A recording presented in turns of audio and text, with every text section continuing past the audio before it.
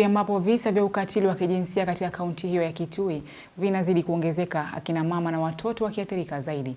Mwakilishi wadi mteule bunge la Kitui Munira Mohamed amekuwa katika mstari wa mbele kupigana na visa hivi na kusaidia waathiriwa kupata haki zao.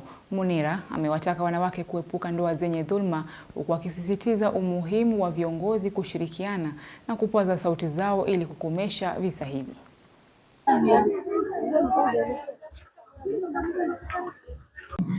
Kusema kweli, especially imekuwa so much mambo ya gender based violence.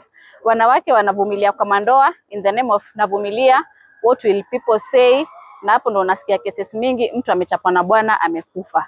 Huyu dada hapa ambaye tunajaribu kumsaidia na kesi yake alijitoa kwa ndoa kwa sababu ya mambo ya gender based violence. Mume hakusaidii, anakupiga, hauna amani, akaamua kujitoa.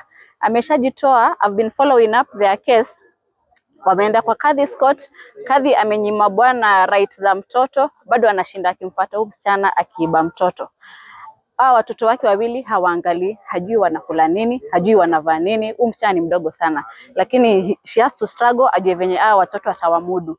Watu huku nje wajue venye atamsaidia alea watoto wake. Mimi naomba kama kiongozi, watu wa Human Rights Commission, please come into board, tusaidie wanawake wanaoteseka.